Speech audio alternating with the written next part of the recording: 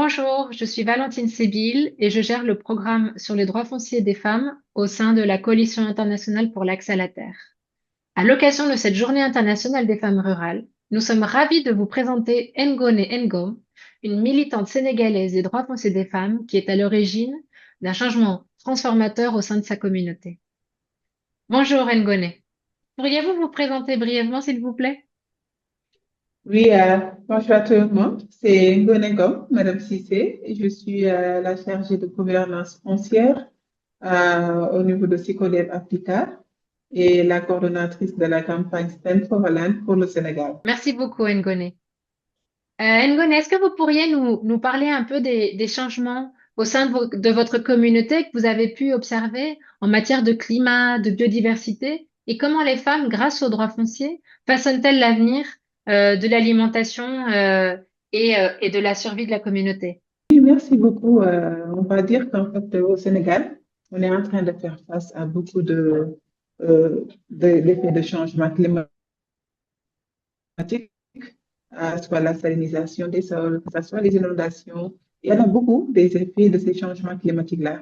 Et pour tout vous dire, en fait, les femmes sont vraiment des actrices de l'adaptation et de la résilience à travers vraiment des pratiques endogènes qu'elles mènent dans leur terre pour pouvoir quand même répondre à ces effets des changements climatiques, mais aussi de pouvoir produire suffisamment pour la sécurité alimentaire, la sécurité alimentaire de notre pays. La campagne Stand for Island cherche justement à rassembler des gens pour garantir que les femmes puissent avoir véritablement un accès à leurs droits fonciers. Euh, Mhm. Justement, est-ce que vous pourriez nous parler un petit peu de l'impact positif que ce genre de campagne peut avoir au Sénégal? Oui, effectivement,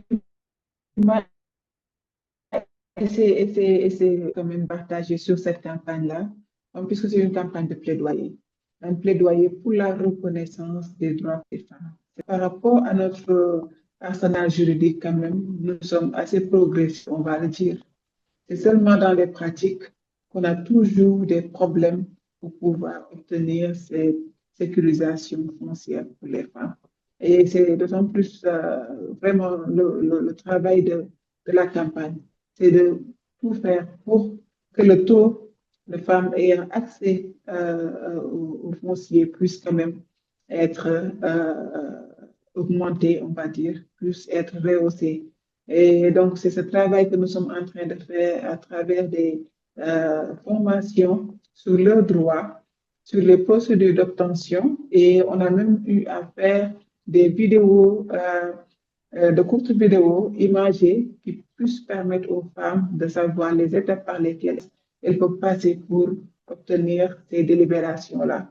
Tout simplement parce que il y a un plaidoyer qui est en train de se faire parallèlement au niveau des autorités locales, que ce soit pour les autorités religieuses et coutumières, parce que c'est vraiment des détenteurs de pouvoir quand il s'agit de propriété foncière et de gestion foncière.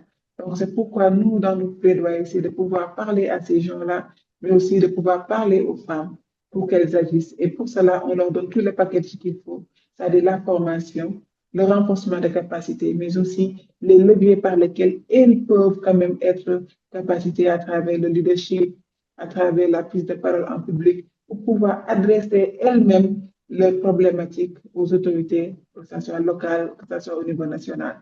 Donc là, c'est vraiment quelque chose que nous avons vraiment fait durant toutes ces années avec la campagne. C'est à travers aussi des dialogues communautaires que nous faisons, où nous mettons ensemble les autorités locales et les femmes, ainsi que d'autres membres de la communauté, uniquement pour les pousser à dialoguer, pour les pousser quand même à pouvoir trouver des solutions par rapport à la reconnaissance des droits fonciers des femmes. Est-ce que vous pourriez adresser un message à d'autres femmes qui, dans des contextes ruraux, par exemple, souhaiteraient devenir leaders pour défendre leurs droits fonciers?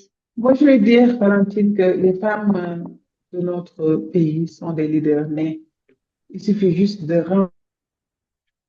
renforcer leur capacité. Il suffit juste de leur montrer la voie. Il suffit juste de leur demander d'investir certains espaces pour qu'elles puissent quand même défendre le droit comme elles l'entendent. Nous avons vu quand même des femmes qui ont pu organiser des sessions, qui ont pu organiser des visites de courtoisie où elles étaient devant les décideurs pour parler de leurs droits, mais aussi pour réclamer leurs droits. Donc ça, c'est vraiment quelque chose sur laquelle on voudrait vraiment insister parce qu'il s'agit quand même de capaciter ces femmes-là. Il s'agit de les sensibiliser, sans pour autant oublier d'intégrer, d'impliquer les hommes dans tout ce qu'on est en train de faire. Parce qu'on va dire que c'est quelque chose qu'on a testé et qui a beaucoup marché.